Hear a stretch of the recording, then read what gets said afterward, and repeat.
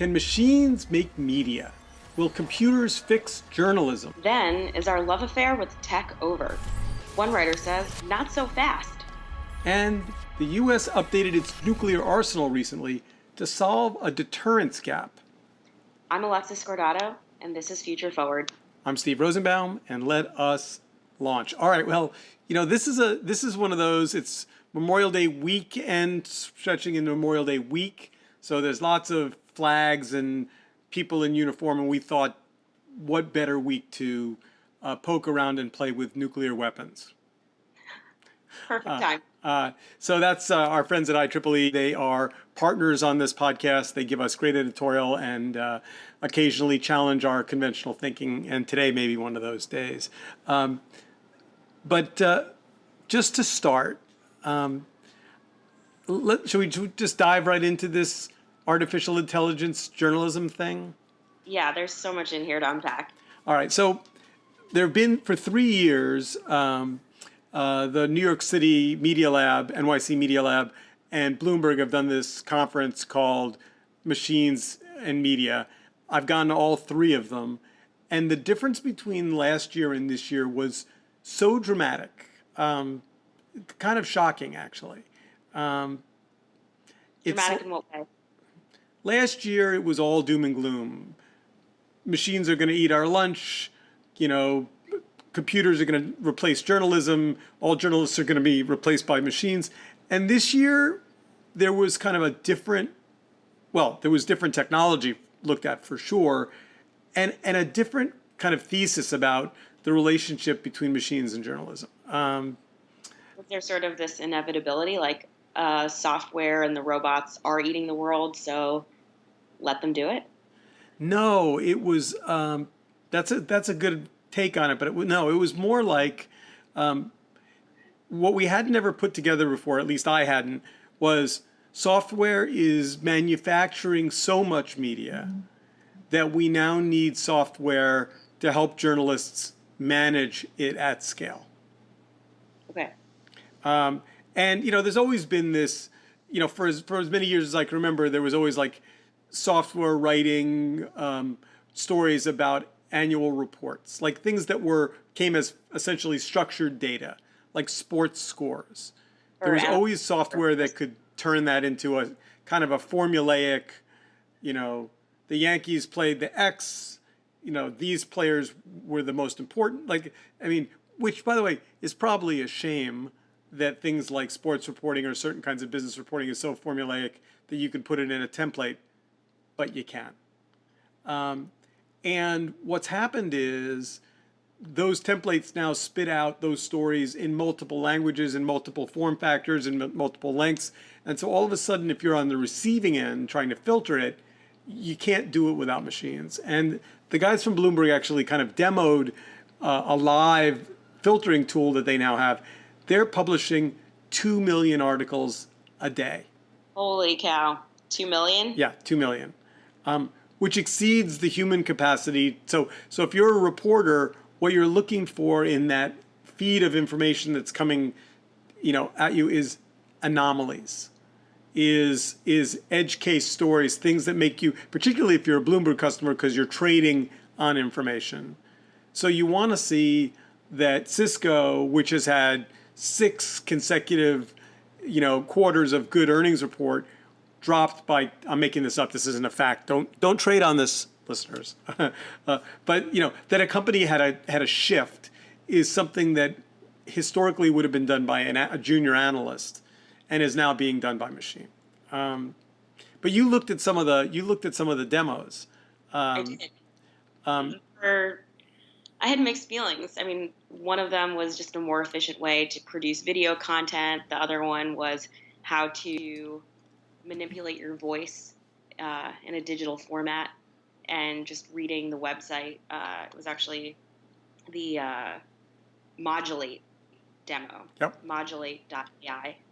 And I just thought the entire premise of what they're trying to solve was interesting. Basically said that not being able to control your voice and how you express it on the internet is a problem.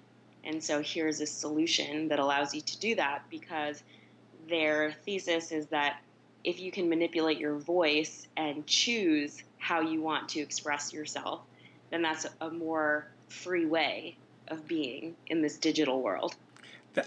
Yeah, so they gave that speech in the room, but it was with the specter of deep fakes floating in the air. So I'm not sure anybody, like, I'm not sure that, because they were asked the question from the audience, like, what do you do if somebody impersonates somebody else, if they take a voice print of, for example, Obama, and then they put words in his mouth? And the CEO said, yeah, we're concerned about that. Yeah, there's a whole ethics page on their website. I mean, there was a wave of nostalgia that washed over me because it kind of took me back to The Sims or Second Life days. Just the notion of having an avatar who you control, and it is kind of the you that you want to be. Yeah.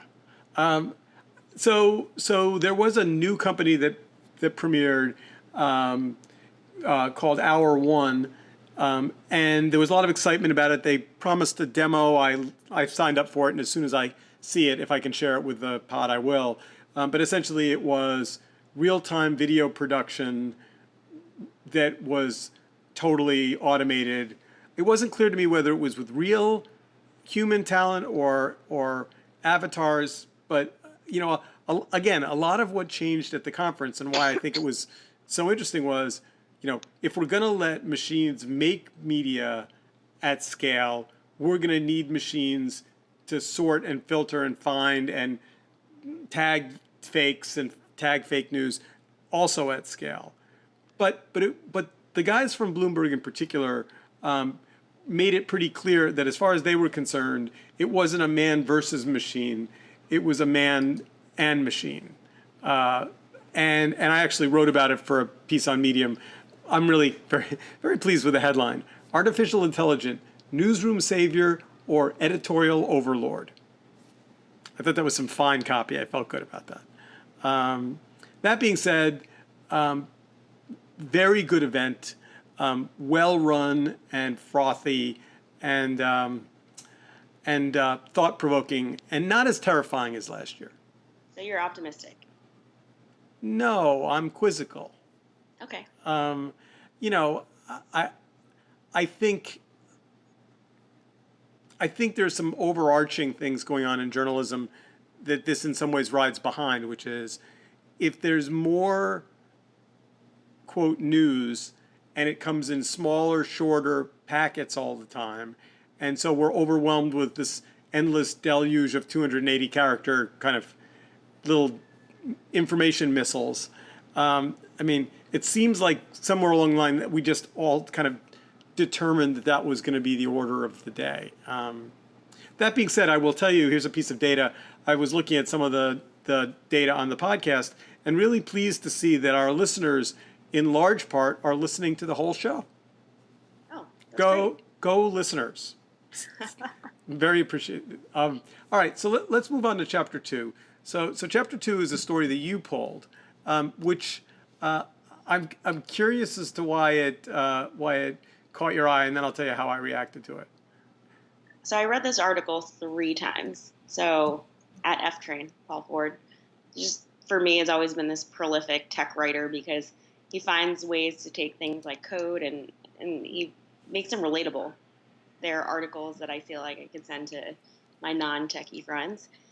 So he wrote this piece that talked about why he is still sort of optimistic about the tech industry, or in defense of a very difficult industry. And I think 3 things sort of stuck out. One, which was just the nostalgia and just his recalling of why he got into it in the first place. 2, his acknowledgement of the culture and the values that propped up the tech industry, and I think what attracted a lot of us to sort of work in this profession or field in the first place. And then sort of where he just lands, which is just that this era of acceleration has kind of come and gone. We will never see anything like it again, and that there's so much work for us to do. So let me see if I can. So the article begins. Let me just read for our listeners the first paragraph because I think it sets the the stage. Nerds, we did it. We have graduated, along with oil, real estate, insurance, and finance, to the big trillions of dollars. Trillions. Get that number any way you like.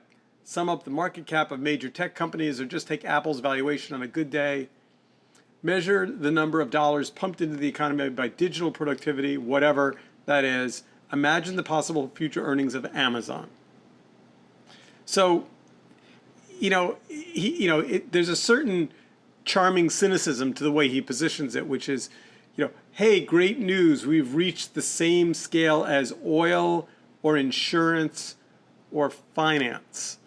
Oh, it makes me so proud. I've always wanted to be as big as the oil industry. But it's clear. He's saying that it's the why we got into the game isn't why we're here now. We need a new why or a new reason for being here. And he even says tech is no longer this place for misfits because tech is everyone and everywhere. So you think when he opens it with nerds, that's meant to be kind of it's essentially everyone who reads Wired. He's pacifying, I think, his base, the early adopters, the makers, the developers, the people who've been around the block a few times or many times. And he's just telling everyone, like, look, once upon a time we were on the inside of this thing, and there's no inside anymore because that inside is everywhere. But shit, that scares me because what you're saying is we used to build companies to build missions, these change the world missions, and now it's, oh my God, they're just jobs. You can read it that way. I actually loved his spin on it, which is let's stop calling tech for the sake of it being standalone. Let's acknowledge that tech is now everything and everywhere. And so there's this opportunity for us to evolve the values that we embraced when tech was standalone and use it to make the world better. And I think he's saying that in the absence of not having the conversation about tech and values, we are seeing technology get a really bad reputation as it sort of makes its way. All right, so not to be a downer podcast, but let's go toe-to-toe on this.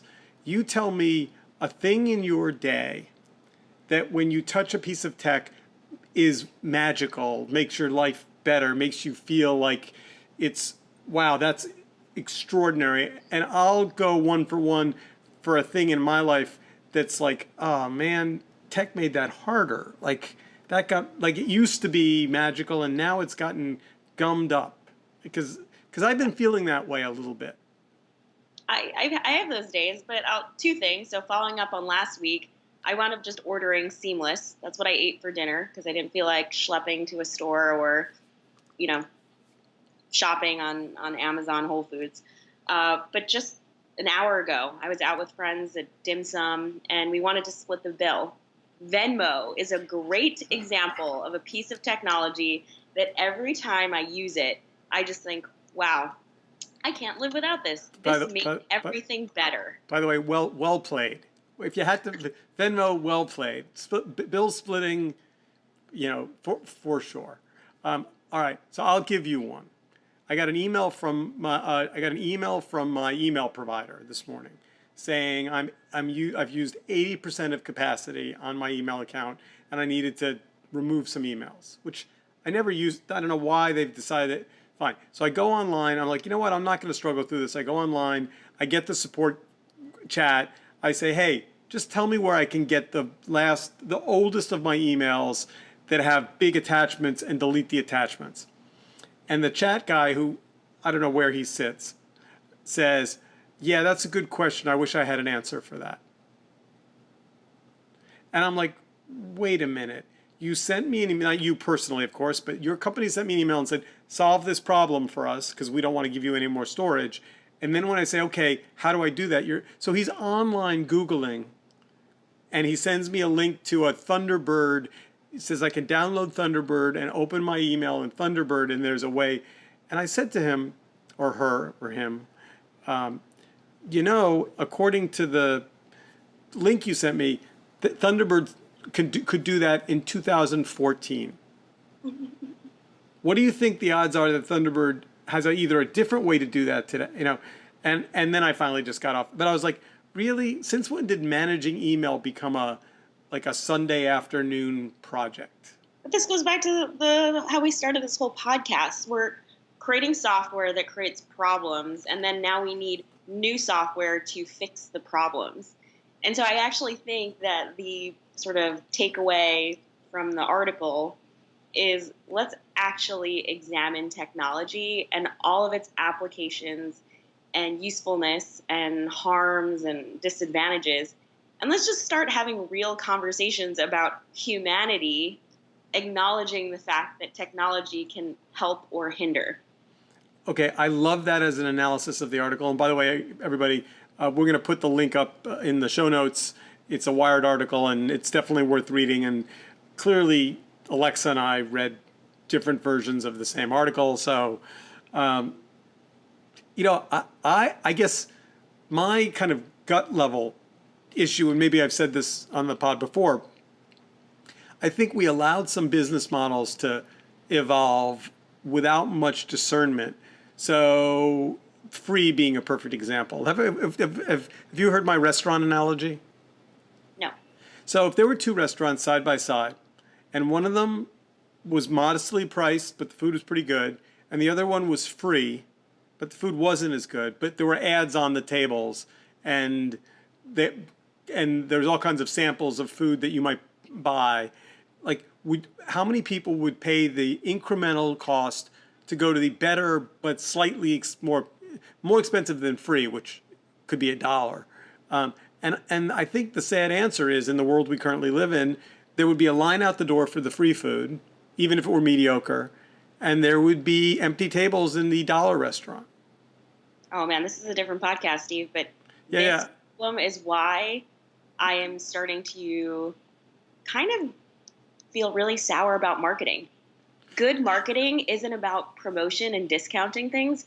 Good marketing is about convincing people that there's value in something and they should actually pay more for it. All right, so we're in violent agreement on that, and I don't think it's a different podcast, because I think if you look at where technology has ended up, if this is either the end of an era or a pause or a level or a plateau or whatever we're going to call it, like most of the things that have damaged it have had to do with having people unknowingly trade information or privacy or marketing data for free services, whether that's Gmail or YouTube or, there's a whole bunch of them.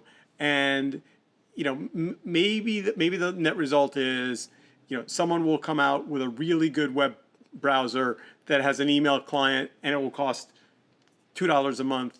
And maybe we're at the end of free. Maybe free has taken us as far as it's going to go. Maybe. Yeah. I just think we're just at a fork in the road, and everyone's in the game, and people are going to choose to kind of either race to the bottom or to actually make things better. Well, I agree that we're forked in one way or another. Clever. I see you did. Yeah. All right. So chapter 3.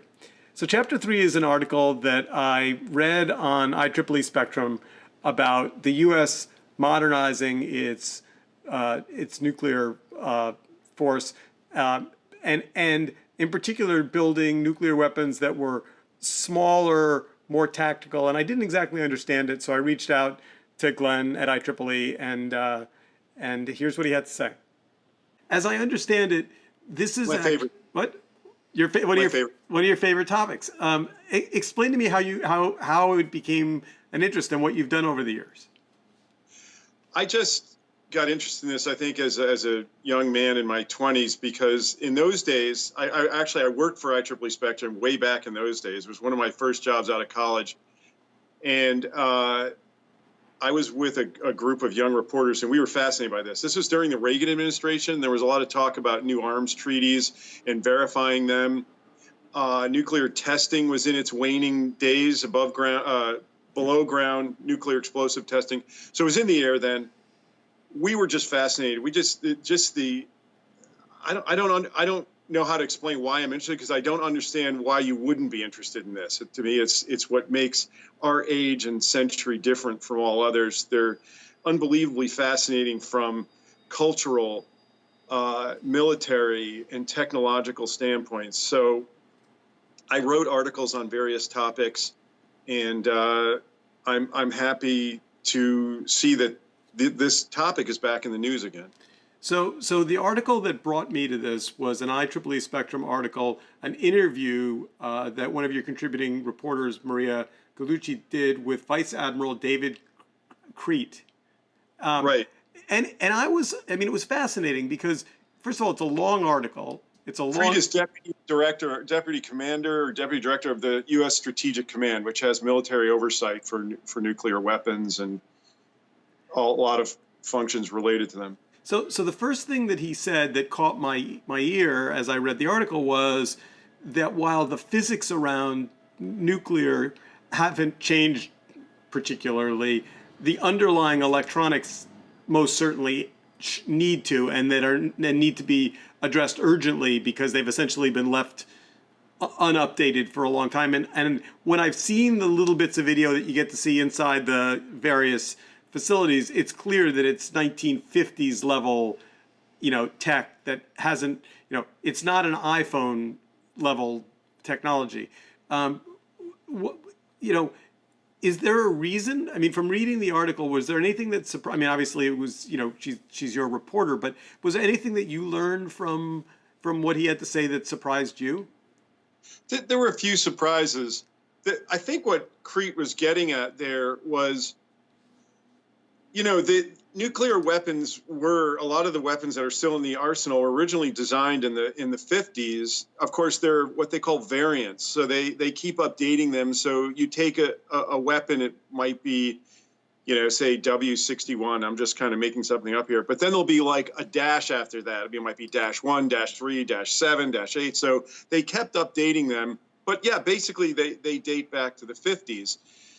But since the 50s, there's been obviously a lot of developments in electronics, in command and control, in cybersecurity, and so on. And all these play into the need to modernize and update weapons to keep them safe from tampering or hacking, or to keep them, to make them more firmly integrated within a modern command and control system. So I think that's what he was getting at. But the thrust of that article was that the DOE, the Department of Energy, the U.S. Department of Energy, and particularly the National Nuclear Security Administration, which has oversight for the weapons, has a much bigger challenge on its hands now, which is modernizing and updating the weapons themselves. Right. So that was what prompted us to go talk to Crete. And the phrase that jumped out at me was deterrence gap. Right. That there was this fear that if all we had were great big nukes, that somebody could attack us and we wouldn't have the tactical nuclear capacity to kind of go after them in a measured way, and that's really the big change, is toward tactical nuclear weapons. It's a very important and interesting point. I mean, the backdrop here, which is very important, the context is that the United States hasn't designed or introduced a new weapon, nuclear weapon, since 1988, and they haven't tested anything since in that period of time. So in the 80s, there were these landmark treaties with the Russians, or I'm not sure if it was the Soviets or the Russians, then it must have been the Soviets, actually. And there was an agreement to limit the number of weapons to, I think, 1,550. And we both had way more than those. So there was a long period of time where the emphasis was on just getting rid of weapons and storing them safely and so on. That's changing now. There's a totally different picture. There's a newly, much more geopolitically aggressive Russia that we're contending with. China is modernizing its weapons and forces. North Korea's out there. So the U.S. is taking a much harder look at restarting some of these capabilities, and one of those is designing new warheads. And in addition, making what are called plutonium pits. So those 2 points were what were the main topic of our reporters' discussion. Now, to get back to your question, the U.S. has announced and indeed has started making a new weapon, the first weapon in 30 years or something. It's called the W-76-2. It's a warhead that is launched on a Trident II missile from a submarine. So it's a submarine-launched ballistic missile launched on a submarine-launched rocket called the Trident II. This W-76-2 is what's known as a low-yield weapon. And what do we mean by low yield? Well, in this case, it's about 5 kilotons or 5,000 tons of TNT. 5 kilotons in terms of modern nuclear weapons. Most modern nuclear weapons are measured in hundreds of kilotons, if not megatons. So 5 kilotons is extremely what's called low yield. It is roughly a third of the yield of the explosive energy end of World War II, which is about obviously 15 kilotons. That bomb killed something like 70,000 people. So low yield is obviously a relative term. So why do we need this low yield warhead? Or is there this big controversy about this? Why is it so important that we make this relatively less powerful thing?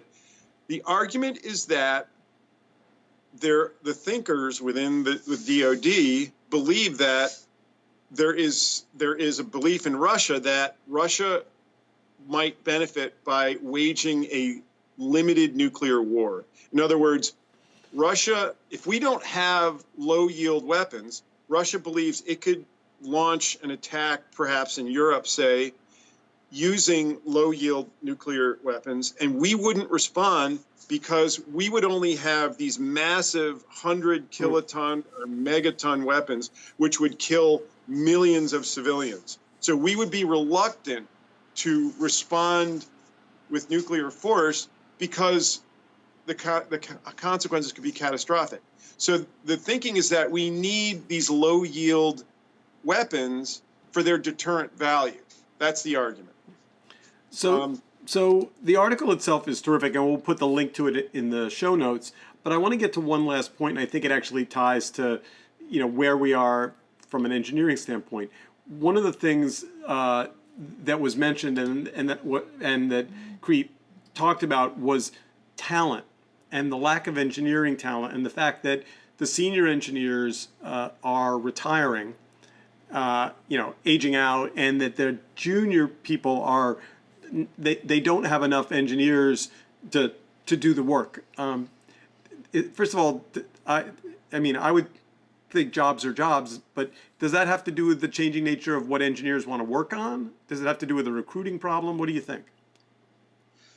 I think it's a combination of things. I think it's partly that, young talented people often don't think of the DoD and DOE as their first choice for careers. I think that there's some reluctance among some of them to do defense or national security work. I mean, we've seen this before. When Google announces that it has contracts, they get these protests, Google does, where a lot of their employees are quite vocal about the fact they don't want to be involved with that. I also think it's partly the nature of the work. These jobs in nuclear technology are very specialized. I mean, the kind of knowledge that's needed is not really taught in schools. It's, handling nuclear materials, the systems that are used within nuclear warheads and bombs are, they use unusual components that are not common. They are designs and require expertise that is not commonly available. This is something that, they can take people with good engineering skills or even physicists probably and bring them in and teach them this kind of thing. But I imagine some young people are reluctant because, okay, I become an engineer or a specialist who knows how to deal with, say, plutonium, how to avoid accidental criticalities or these other challenges. But then what do I do after that? Like, what am I equipped to do if they don't need me in 10 years or 15 years? And does DoD pay the same as Google or Amazon? I don't think that the DoD or the DOE would necessarily be able to match the stratospheric salaries of Google or Amazon or Facebook for these engineers. However, working for the U.S. government has, I would have to imagine, other compensations. It is generally very stable. The U.S. government still provides quite good benefits. I think if you're interested in this sort of work, there's probably a fair amount of travel that could be associated with that. You would be working with state-of-the-art, if esoteric, systems and technologies at times. So, I imagine that for the right kind of person, these are all very desirable characteristics of the work. Glenn, thank you. It's a fascinating article. This just scratches the surface, and certainly a topic that's interesting. Appreciate your time. Happy to do it, Steve. So, Alexa, I have to ask, do you think that, the idea that there's this community of engineers that are being recruited to kind of be the next generation of nuclear engineers, I don't think I know anybody in the tech world that's like, I could go work for DoD or I could go work for Apple. It seems like those are really different gigs. Totally. But what's scary is the highest density of software developers in the United States is actually not in the Bay Area. It's in the Metro DC area. I didn't know that. Yeah. So there are developers who are opting into that, but we just don't really see them. They have security clearance and they don't talk about their code. They're not participating in open source. That's fascinating, but well, all right. So we are out of time. Have a great rest of the week. We will be back next week where we will talk about something upbeat and cheerful.